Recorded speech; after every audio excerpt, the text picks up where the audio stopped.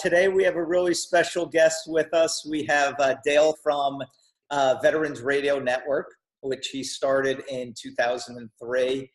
Just a quick little bio about Dale. Grew up on the Jersey Shore, probably around the time Bruce Springsteen was just making waves, right? True. He's a little bit behind me. Dale went on to serve in the Army, distinguished service during Vietnam, was a CW2 pilot with the 195th Assault Helicopter Company. After the war, he went on to instruct at Fort Rucker, and then graduated from University of Michigan, where he now lives, and he spent a career working in education and insurance. So, Dale, thank you so much for being with us here today to tell everybody about Veterans Radio Network and the great work that you're doing. So can you start out, just give a little quick, maybe you can add a little bit to your bio and your military experience. Well, I guess my military experience was that I was a helicopter pilot in Vietnam, 1969. When I finished up that tour, all body parts are still here. Most everything seems to work. Sometimes up here, people question it a little bit. But I went back to Fort Rucker as an instructor, and again, it was a transition into the Huey for new pilots going over to Vietnam. When I got out, I came up to Ann Arbor to go to school. Ended up with my bachelor's degree is in elementary education. I was going to save the world. That didn't work out so well. But my master's was in communication, actually radio, TV, film production. And so I've been kind of dabbling in it ever since then. I was a teacher, middle school, for a number of years, which was more frightening than Vietnam in many ways. And sold insurance and investments for another number of years. Didn't really enjoy that much. Just was sitting talking to another veteran, my partner Bob Gould, and I said, I got this idea for a radio program, and I described it as being Veterans Radio, the idea of telling stories. I had a client who had, unfortunately, was dying of cancer, and he brought me over to his house, and he said, Dale, I know you're a veteran. Come on out of my garage. I got something I want to show you. And so I went out there. He's got all this 101st Airborne stuff on the wall and flags and so forth. He was a World War II veteran. And 3 hours later, we walked out, and his wife said he had never told those stories before. And so I said, aha, this sounds like a good idea. And I hadn't really talked about my experiences in Vietnam either. And I found that this would be really almost a cathartic thing for me to do. And so Bob just reached across and said, I'm a veteran as well. I'm with you. And we took off from there. Good for you. Tell everyone a little bit about the content you cover on the show, and what are some of these stories, and when can people listen in? How do they do that? Okay, well, we tell stories about everything. The really fun part about this is that we get to talk to veterans, and we've been talking, we've done over 600 programs, probably more than that, starting with World War II, right on up to Iraq, Afghanistan. Of course, because of my experience, many of our guests have been Vietnam veterans. We talk benefits. We have representatives from the VA come in. We have service officers come in to talk about how you obtain your benefits that you're entitled to. We have many authors on that are trying to get us to sell their books. And recently, we've been having a lot of people from television stations and groups come on. PBS, Smithsonian has been on. The American Heroes Channel has been on, getting us to promote their programming. But the best part, I think, comes down to telling the stories. This is kind of our dedication. Is that we want to get all of these stories out, and we want to get these stories out almost before the authors get them out, because authors have a tendency to, or not, many of them have a tendency to embellish, or they will leave out some of the facts. And so we want to get it right from the horse's mouth if we can, and beat them to the punch. And I think that some of them are just so powerful. We have had World War II veterans that came upon the concentration camps at the very end of the war. We've had bombers. We had the navigator for the Enola Gay who dropped the bomb on Hiroshima. We've had, just recently, we had Joe Galloway on, who was one of the authors of We Were Soldiers Once and Young, along with Colonel Moore. Generals, admirals, privates, pilots, fast movers, everything, anything you can imagine. Women, we've had nurses on. We have one of our contributors now was an Apache pilot. We've had I can't remember the names off the top of my head, but they had the first woman who flew a jet off of an aircraft carrier on. We have women from World War II, the Swans, who would take airplanes back and forth across America and actually ended up being instructor pilots because there were not enough guys around to be instructors, so the women were the instructors. So we've covered the whole gamut of anything that has to do with veterans. We've attempted to talk about it. Why do you think it's so, as you said, cathartic for a veteran to tell his or her story, and then for another veteran to hear that story? Why do you think that's so powerful? I think the powerful thing is that you find out that you're not alone. Yeah. And somebody else probably went through a similar experience, especially with the Vietnam veterans. When we came back from Vietnam, we scattered to the winds. There weren't any real organizations that were accepting Vietnam veterans because of the stigma that people have attached to it for whatever reason. And so we just didn't talk about it for years and years and years. And kind of as we got older, we found that it was important to start getting these things out that were just clogging up our minds. And so I think I went to my first meeting of Vietnam Veterans of America, and I looked around at them, and they all looked like me, which was frightening to begin with. But then we started telling our stories. And this mutual admiration society came up because the military is very, I want to say, it can be very elitist, where you have generals way up here, and then you've got, colonels and so forth, all the way down to the privates. And also I find that the closer you get to the ground when it comes to combat, the more engaging that your stories are going to be. I just felt that it was so beneficial to have these other people tell me their stories, or actually somebody that verified something that I thought had happened in a dream, but it was not reality.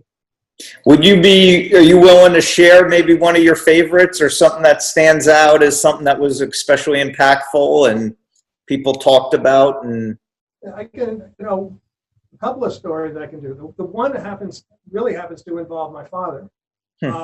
My dad was in the Coast Guard during World War II, and unfortunately he died when I was 15, so I didn't get any of the stories out of him. So I was doing a program on the Coast Guard, and we got a call during the program. We don't get a lot of calls, but we got a call, and the screener said, there's this really old guy on the phone. He said he knew your dad. Got on the phone with him, and I said, yes. I said, hi, Joe. And he says, hi, Dale. I knew Bill. Now, my dad's name was William Clifton. I didn't know him as Bill. He was Cliff to me. And he says, yeah. He says, I knew your dad. And then he proceeded to tell me stories about the stuff my dad had done that I didn't know about. So this really, obviously, was very emotional to me. And then he hooked me up with his son, who was running a website for this particular LST, because my dad had been on Iwo Jima and on Okinawa, and his LST had been hit by kamikazes. And so I got a picture of the LST in the middle of the Pacific burning. Wow. Explaining the story about how my dad got this Navy Commendation Medal for jumping into the ocean and then volunteering to go back onto his ship. And so, that was just awesome, I thought. Oh my gosh. That's incredible. Wow. And that was all live on the air? Yeah, I got pictures that I'd never seen before. Yeah. So that was probably one of the more emotional ones. The other ones, I guess you could say, Carl Marlantes. I don't know if if you've heard the name. He's the author of The Matterhorn, the story of a Marine brigade up in I Corps in Vietnam, and how they would constantly take these fire bases over and over and over again. And it's just such a powerful book that I strongly encourage anybody that's interested in finding out what it was really like on the ground, because I didn't really know what it was like on the ground. Unfortunately, I took these guys in, left them off. I went back to my home base and slept in a real bed. And these guys stayed out and lived in the woods for a jungle for weeks on end. Wow. How can veterans access the radio network? When are the shows when do they air? Can they go back? Is there a library of past episodes? Absolutely. We broadcast every Sunday afternoon from 5 to 6 p.m. Eastern Time. We broadcast on a local station in Ann Arbor. It's WAAM 1600 on the AM dial, or you can go through our website, veteransradio.net, and stream the program there during the time period. And then usually by that night, by Sunday night or Monday morning, we've uploaded the program into our archives. We also are in the process now of podcasting many of our programs on Live 365. No, that's the other one. That's Podbros, I'm sorry. Podbros is where we're putting our podcasts. And then right now we're building our network on Live 365 with our older programs. As I said, we've got 14 years worth of programs that we're trying to re-record or update and edit a little bit, because we always talk about upcoming events at the beginning of our programs, and we're not really concerned about what happened in 2008 anymore. That's awesome. And what if anyone is listening to this who wants to either advertise on the show or sponsor the program? Are there opportunities for that? Absolutely. We are always looking for. We call them supporters of Veterans Radio. We are not officially a nonprofit organization. It just seems that way sometimes. But we're always looking for sponsorships. Our website is an excellent website. I think we've gotten lots of compliments about it recently, where we will put a little button ad up on there that will link to their businesses, and they'll link it back to us.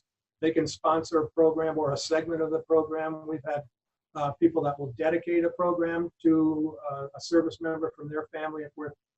When we talked, we did a whole bunch of programs on D-Day, and we had a number of people that wanted to sponsor part of the program, dedicated to their grandfather or their uncle that had been on D-Day. That's nice. And all this information is on our website.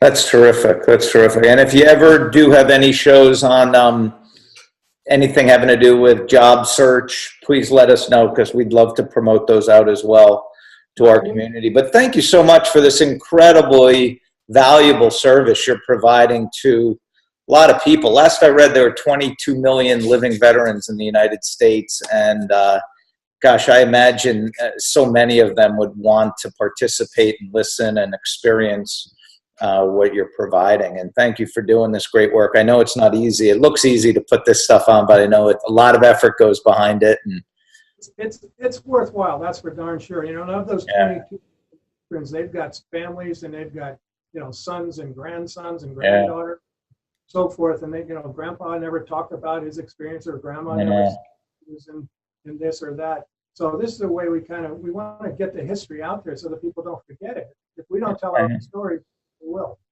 It's so, and it's so sad, but a lot of the World War II guys they're at their end of their lives right now, and there are not many of them left. And like you, my father fought in World War II too, and I never had an opportunity to really hear his stories. Gosh, and how awesome would that be to hear from people who he served alongside of and hear what it was like. And I just think it's incredible what you're doing. It's an awesome experience, Jordie. And we've had the privilege of meeting so many amazing people out there like you that want to support veterans and haven't quite figured out how do we get this story out there? How can we get the word out that we're there strictly to help these men and women? Right. Absolutely. I mean, I'm involved with a national organization called Team Red, White, Blue, and their mission is to, enrich the lives of veterans. And one of the things that is a core belief is like everyone has a story. Let people talk. Let people tell their story. And a lot of people just want to be heard. They want to hear, like you said, hear from people who went through similar experiences. So I think once you get that boost that online presence and get that, you said the app or the podcast going, I think that's going to really be incredible, because the stories are timeless that you're having. It's not like, somebody talking to you in 2004 is still relevant today for someone to listen. So it absolutely is. And then the other thing is that we want to make sure that this new generation of veterans knows that we have facts for them. We want to make sure that they're taken care of. Absolutely. They like I think they like what we're doing. They're not quite ready to talk as much as some older people are yet, but we're working on them. Absolutely. Well, hey, that is awesome. Listen, anyone out there, please make sure to check out veteransradio.net, and you'll read all about the great work that Dale and his team are doing. So thank you again for being with us, and we really appreciate having an opportunity to talk with you today, Dale. Thank you very much, Jordie. I look forward to working with you.